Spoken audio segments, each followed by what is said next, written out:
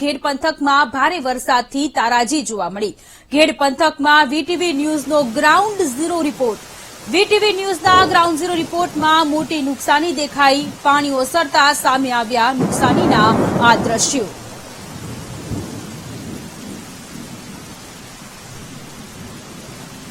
સંવાદદાતા જય આપણી સાથે લાઈવ જોડાયેલા છે। જય, જૂનાગઢના ઘેડ પંથકમાં વરસાદ વરસ્યો। મુશળધાર વરસાદ બાદ ગ્રાઉન્ડ ઝીરો રિપોર્ટ આપણે લોકોને દર્શાવી રહ્યા છીએ કે પાણી તો ઓસરી ગયા છે, પરંતુ ખેડૂતોને લાખોનું નુકસાન થશે।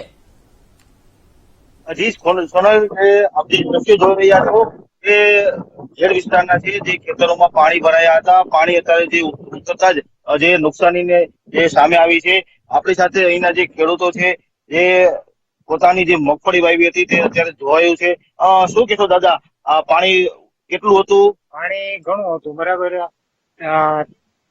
બરાબર ને ખેતરું ધોવાઈ ગયા, માંડવી વાવેલી હતી, નિષ્ફળ ગઈ। હવે પાછું બિયારણ લઈને પાછી વાવવી પડશે, એવું છે પરિસ્થિતિ।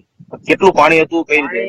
પાણી અહીંયા આશરે કદાચ 6 થી 7 ફૂટ પાણી હતું, બરાબર। તો આપણી સાથે હજી બીજા એક ખેડૂતો જોડાયા છે। શું કહેશો, અહીંયા કઈ રીતે પરિસ્થિતિ સર્જાણી હતી? વીજ કનેક્શન કેવી રીતે કપાણા હતા? માણસો કેવી રીતે મુશ્કેલીમાં મુકાયા હતા?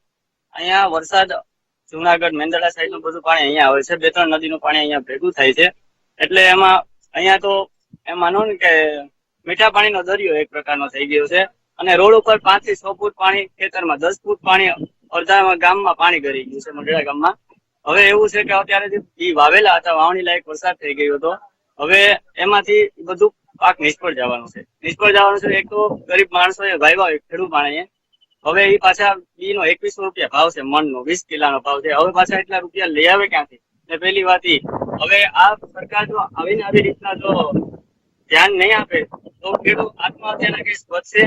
અને બીજી વસ્તુ એ કે આ છેલ્લી પેઢી હશે ખેતી કરવાની, કેમ કે કાયમ નુકસાનનો કઈ ધંધો કરે નહીં, એટલે બધા સિટી તરફ જઈ રહ્યા છે।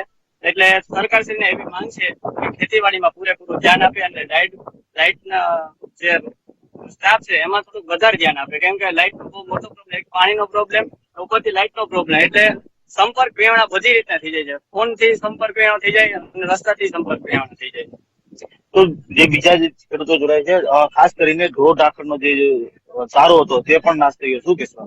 ઢોર બધા પૂર આવ્યું, એમાં બધા ઢોર નું હાવ બધું ખાવાનું કઈ છે જ નહીં, હાવ પૂરું નાશ થઈ ગયું, જમીન ધોવાઈ ગયું, અટાણે માલ ની પૂરો ખાણી છે, બહુ કાહેવાનું છે। તો જે આ ખાસ કરીને સોનલ જણાવી જે ખેડૂતો જણાવી રહ્યા છે કે જે પાકને જે નુકસાની થઈ છે તેને સરકાર ધ્યાન આપે અને સહાય કરે। જી સોનલ। જી જય, આભાર તમામ વિગતો માટે।